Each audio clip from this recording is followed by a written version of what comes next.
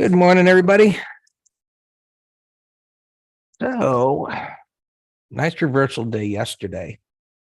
Starting out looking at the cues here, since they're the ones possibly in danger of negating that today. We shall see. So, one of my comments yesterday, a few of them, of course, was anticipating or hopeful that this would come down into this area of support, more significant level rather than just this 20 MA. And it didn't even really got, I guess, close enough to what they call government work, which infers sloppy work, to this minor support area, this high here. But one of the comments was, with the thought of getting down there, I was like, you know what? This bar closed on its low, which means they were selling right into the close.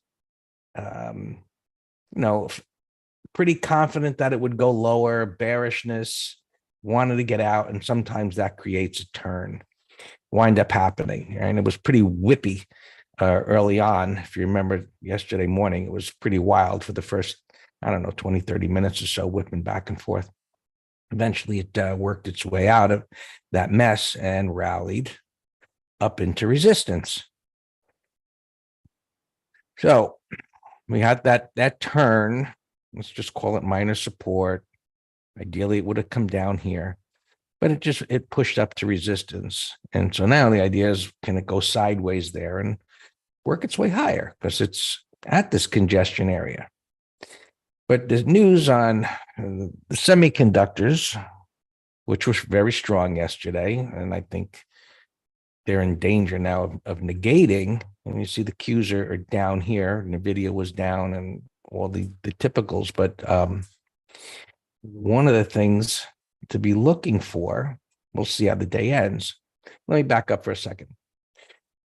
One of our concepts is called bar by bar analysis, and it serves a couple of purposes. One is, you look at the trend, is it up, down, or sideways? Where's support? What's resistance? What's the current pattern? And we look at something like this and you say, what is it supposed to do? What isn't it supposed to do? So even though it didn't get down here to the ideal level, this turn, it's supposed to consolidate a bit, maybe form. It wouldn't really be a 1, 2, 3. These aren't wide range bars. Wide range bar means the wide bar relative to the ones that preceded it. There's no kind of a breakout pattern. It's in congestion. But it could go sideways a little, consolidate this gain. It's at resistance. And then we see if it goes higher. Well, the negative of that would be for it to form what we call a bull sandwich. And with this gap down that's happening this morning, we're going to see, what happens. Or if it gaps down, you can see where it's gapping to. It's right about here. And if we were to get a bar like that, I would be super confident that this is going to come down here. So right now we've got this uncertainty this morning as to this negative news and gap down in some of these chip stocks, which is pulling down the cues here, and whether that follows through or not in the first half hour. And if it does follow through, right, looking at all of those ETFs that we looked at yesterday, and we look across the board as to what happened yesterday, and we see all these green bars, and you can see, the cues, the spiders flipped up, so they're going to be less affected, but somewhat affected. And then, of course, technology, software, transports were the winner yesterday, right? We talked about this bullish pattern here. Everything turned around. I mentioned the materials, rotation into the materials. Why? I don't know. But I guess maybe they're cheaper, but they're up against resistance now. But they're starting to make a turn here, and you can see the bottoming pattern there. And consumer discretionary, you want to put an alert under that bar. So you got all these green bars that set up. And notice consumer staples, right? Kellogg's was mentioned yesterday. check these out, because if we do get a little bit more negative price action and things go down, typically money's going to rotate into the consumer staple stocks. So check them out. See what's in there. All right. So we'll be seeing what happens here. See the Qs are inching their way down here a little bit as we're speaking.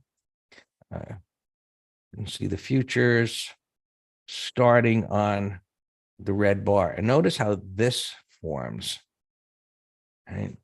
So this was a breakdown and a consolidation, and it breaks. That's a pretty, historically, a potent pattern. Much more so if it was in a sideways or downtrend, of course. But, this coming on top of the rising 20 MA, it flipped back up and it negated the red bar. So the bear sandwich, bull sandwich scenario is it flips right back down again. I know it's a crazy pattern, but, when you see it, it's not that often, but when you see it, it's a powerful pattern.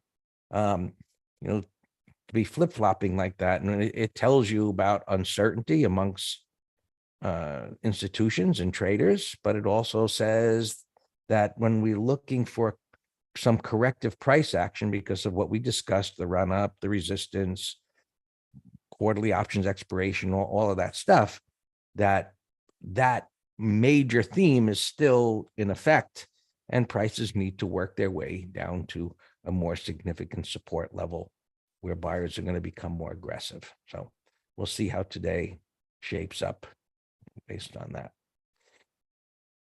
All right, spiders, where are they at? And you got the same reversal day there, sitting down here on support. There is a void. There's minor support here. I wouldn't count on that too much, but you've got this void, and look at the 15-minute chart. There's a little bit of congestion right there at around 435. These overlapping opens and closes. But if those chip stocks are falling, it's unlikely to hold, but we got to mark off a reference point. Keep an eye on the banks, see what they're doing. Let me give a heads up and see if that turns lower.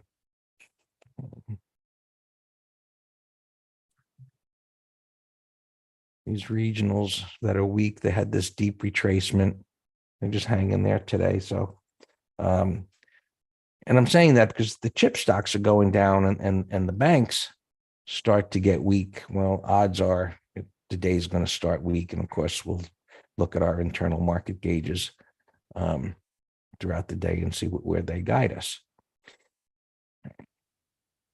Go back to spiders. See where they're gapping to. It's right at the top of the range here. Not a big deal, but you've got this void here. And as I said, keep an eye on tech and financials. Let's see how the day ends.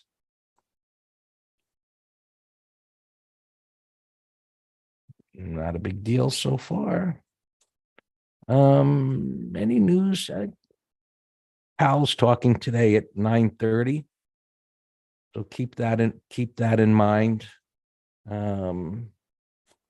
don't think anybody's expecting to say anything different than what he has been saying, but certainly you never know. SPX. Right, the top number got hit yesterday. So, resistance, we couldn't get above that resistance area, but look how the premiums have moved up with that reversal up there. And up 4405 and down below here. Next I looked, Jake, there was premium here, but definitely to get below, a little bit below that bar if possible, the green bar, because this could be a possibility today. And keep an eye on those financials. And I say it's a possibility because of the void and what we've already discussed. Getting back up there, well, we looked at the futures so far, they're hanging up there, but with the uncertainty of technology, it seems unlikely to me that it'll get up there, and it's beyond the whole number. Puts increased yesterday. That number was lower. It was like 27, I believe. Calls were stayed the same. So there's 43.20 level, if it should get down there, should provide some support, and that is where the 20 MA is. As I was saying, 4 central bank chiefs are talking today. So a lot of talking heads. Everybody been listening to, is their theme the same? Are they on the same page? All right. See if the 13-week, kind of no big deal, just kind of down a little bit here. Nothing much happening in an interest rate land here. Just a big mess of slop going sideways.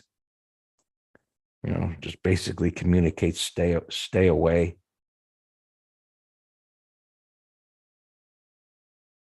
It's looking a little bit more bullish, like it'll go up, but let's see. Everything went up yesterday.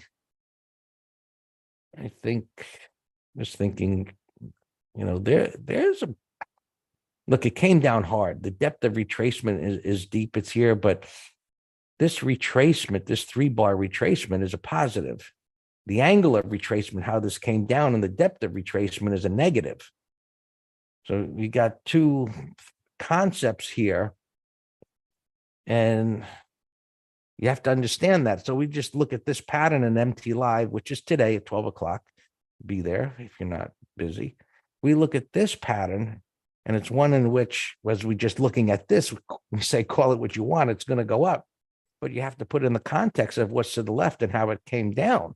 This all by itself is, not a reason to place a trade. It's not a strategy. And YM, same kind of reversal there. It's got a void. So far, it's holding up here. We're going to start off the day with some choppy price action again. So doesn't mean individual stocks won't show us some opportunities. And what day-to-day gold is moving down. We've been anticipating this. We got the ETF trader in this, looking for this to move lower. That little bit of strength in the dollar. And, this little pattern right here where it attempted to hold and flip right back down again, that should continue lower. Came down pretty hard, just hanging there, but working on a 1, 2, 3 bearish on the weekly. The only thing that's going to save this is if the dollar flips and starts moving down. But, crude oil's up a little bit. I mean, it's green, but nothing of significance here. There's really nothing much of significance here, unless we start, seeing some individual stocks that might be gapping. And I didn't see any earlier. That was like a wow factor. AXSM, which was looking like a Bible on a pullback, that gap down big. I'm just looking at a few here. Manu, keep an eye on Manu. And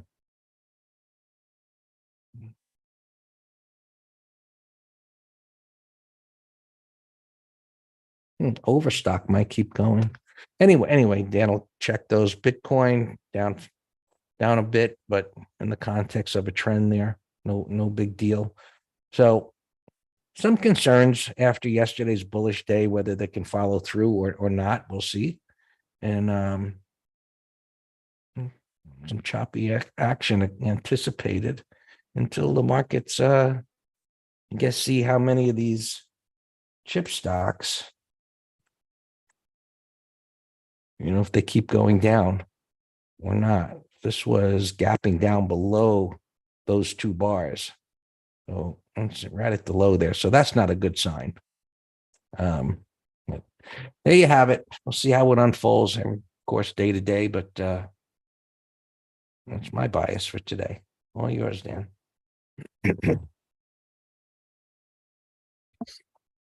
Good morning, very good. Yeah, we were fairly aggressive yesterday, even in new positions, but we sold a bunch of things, partial lots into strength and tighten stops to break even like Wolf. I mean, look at this thing. We sold a third lot within 10 cents of the high. But yeah, we had a lot of nice trades we put on, plus our existing ones. Looks cool. Little bull flag breakout. 1, 2, 3 weekly. Beautiful example. And monthly. Beautiful example of multiple time frame alignment. Ford and GM. I don't know. I'm not sure, Thomas. It's up a lot. It's in a small trading range. It's gapping down. Looks more like a day trade short. Yeah, I got no interest in those patterns. SYM, I heard this guy on Fox Biz talking about this, that it's an AI stock on the hardware side. He says they do the automations of Walmart's. I mean, look at a beautiful breakout right here on volume. Look at this double bottom. Was beautiful entry. Now, Greg talked about this pre-market, things that come down a lot like this, but we can still trade them. Just don't expect a new high. So I have an alarm on that.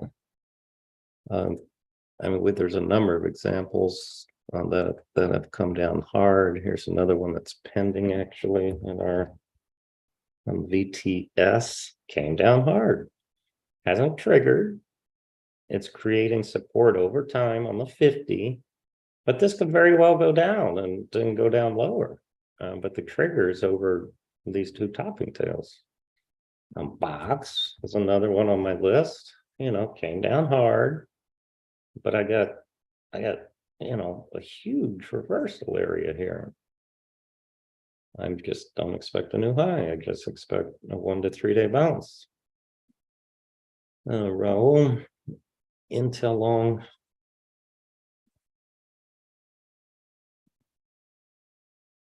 There's another example. Came down hard. Yes.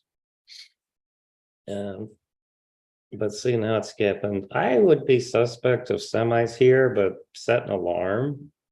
The fact that it's gapping down this much on the 15-minute chart, I don't think it's going to trigger, but just set an alarm. Yeah, so we know the info here that Biden's going to try to restrict even further what they sell. I read a little article about it. It said, they've been saying this to NVIDIA for the longest time, so it's almost a little bit of old news.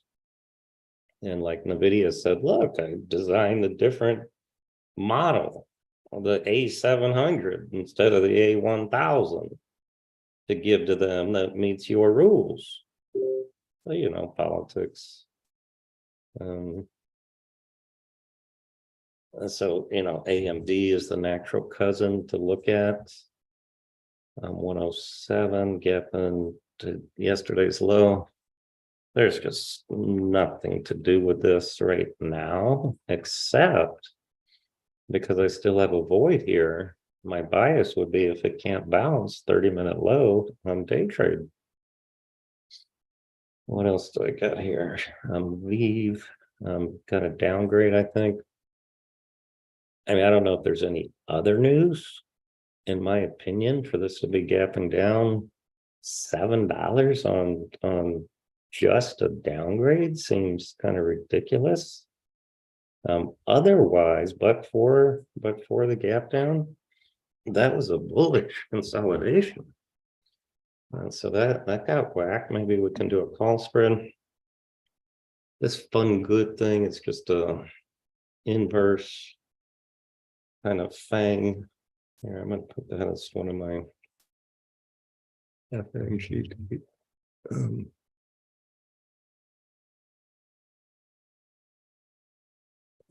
One of my many thumbnails for sectors that I look at. ZI, another example, came down hard. We got a gap over a red bar. That has a void. I got NVIDIA in the other computer. So let's put Zulu India here. This, as of right now, is a beautiful gap trade. I mean, but for coming down so hard. So it's gapping. So now I got a 4-bar turn, gapping over a red bar, not too much. You know, I don't like when they gap up here. You know, what do you want me to do with that at 27? So this is a definite candidate for a day trade only. Like I said, came down way too hard, I think, for a swing. OPK. That was very nice breakout and little trading range there, gapping up. But see that one, the gap's too big.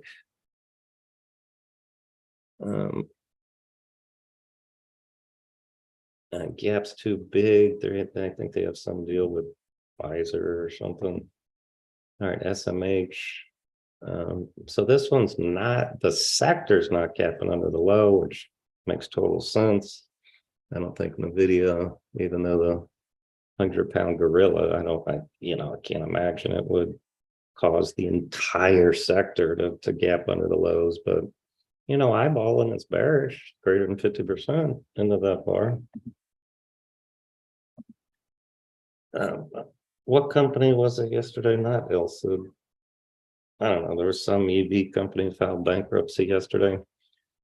And the fact that XPEV is actually right. XPEV actually holding well here. So yesterday's bar tells me, knowing nothing else about what the sector did, is that this one could actually be a beneficiary of RIDE going out of business. So that, unless the whole sector went. We got our subscribers into Block yesterday in our ETF trader. Here, I'll show you Block. So look at this. It's a 180 breakout, beautiful weekly, monthly. And that's what we put in our ETF, where multiple time frames suggest bigger targets. But Ether, it's not nearly as bullish, but I could go maybe here 1080 or something like that. All right, Delta 20. Wow, that's Hawaiian Airlines. That's a crazy reversal. It's two. He's asking me, should we go long? It would be day trade only. But I just don't like, it's up too much. You could do the percentage, it's up massive. But maybe 30-minute high, day trade, stop 30-minute low. It looks like it has room up here, 1080, maybe even the 200. Stavros. Yeah, wow, look at Jets yesterday. I didn't see that big bar. Wow. Stavros ENDX had a wide range bar from a buy setup. Watch for 1, 2, 3. Yes. Particularly when the bar is too big, which is a visual analysis. What's too big? Well, this thing is the biggest thing I can see in months. So it's monster relative. Well, you take the average daily range is if you wanted to quantify what too big is, but I can just do it visually. So ideally, I would have wanted it to stop right here at the prior high, and then give me an inside bar, and then it would be a no-brainer breakout. But that's an amazingly strong 15-minute chart. So that also could be a day trade. Just trading the 15-minute pattern and pivots. Today, Greg said we're talking about pivots, and pivots are we use them for trend acknowledgement and trend change, but also we're going to teach you how to use the concept what we call pivots for exits for trade management. So another fantastic session. All right, this one I was watching for a pullback and reversal, ideally around 81.50, but it's getting whacked, obviously, on some news. But let's see what happens. It's 30-minute high could be a put spread idea, but I did look, and the puts are spready. Let me put this in a window. AXSM. Dunking I like. It's a big ascending triangle. Look at these higher low pivots, horizontal pivots, breakout weekly, daily. This looks fantastic. Over yesterday's high. Let's I got some call options that we can buy. Nothing to do with Airbnb now, but 100% retracement and bullish price action with a price void over here. So put it on the watch list. Airbnb, I'm going to set an alarm at 128.20. Doesn't matter. And it should not trigger if the market's going to stay weak.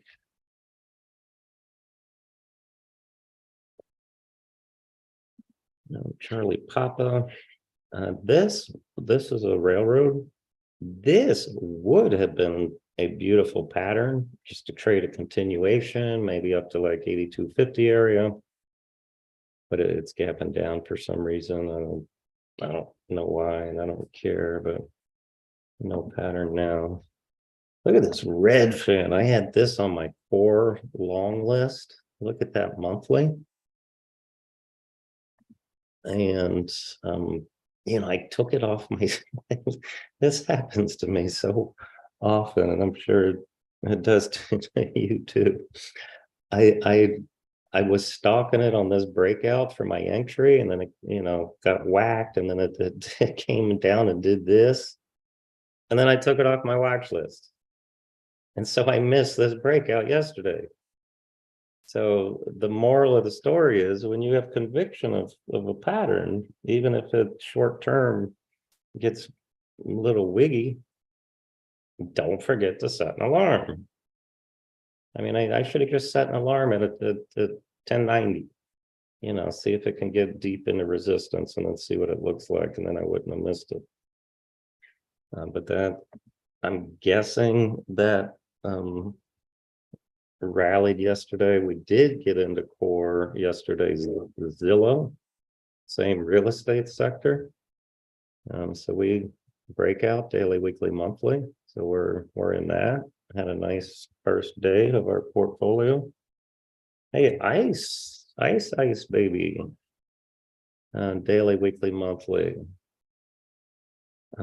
Dash alarm. We have a put spread. So I will just raise the alarms now. And I think the Dash CEO is on CNBC. Diamonds IWM off to an ugly start. Q's relative strength, but look at Diamonds